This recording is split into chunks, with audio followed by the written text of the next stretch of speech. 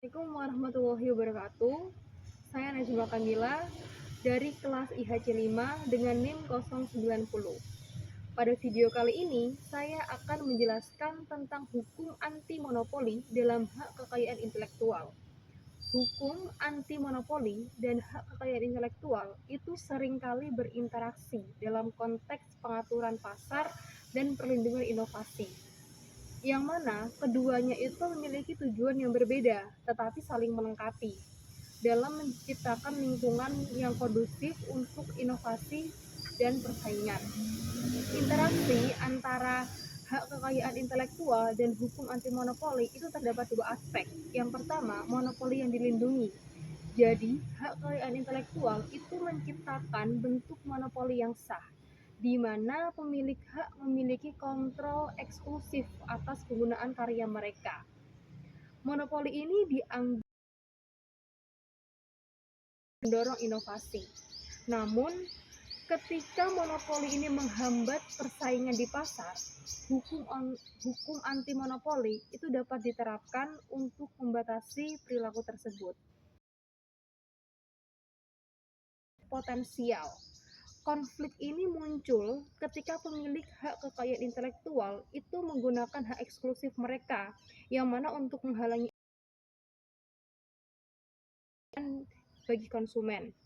Misalnya, jika perusahaan besar menolak untuk melisensikan teknologi kepada pesaing, hal ini dapat dianggap sebagai pelanggaran hukum anti monopoli karena mengurangi kompetisi.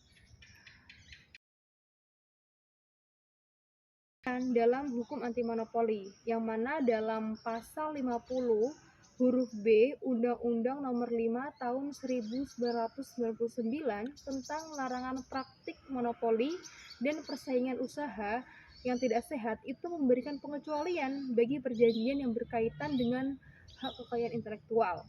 Hal ini berarti bahwa lisensi paten, merek, dagang, dan hak cipta itu tidak sepenuhnya terikat oleh ketentuan hukum anti monopoli, asalkan tidak menimbulkan dampak negatif yang signifikan terhadap persaingan pasar.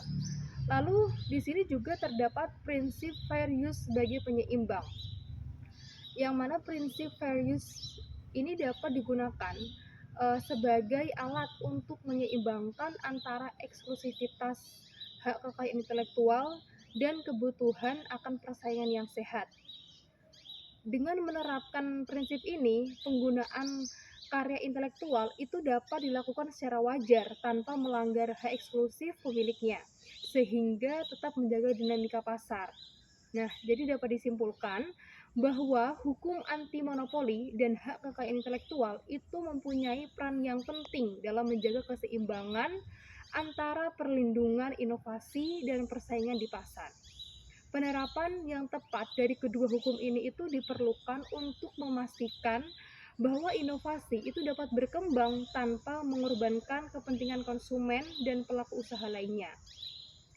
Penerapan prinsip fair use juga dapat membantu menciptakan harmoni antara keduanya, yang mana memungkinkan pemanfaatan karya intelektual secara adil sambil tetap menghormati hak-hak pencipta lainnya.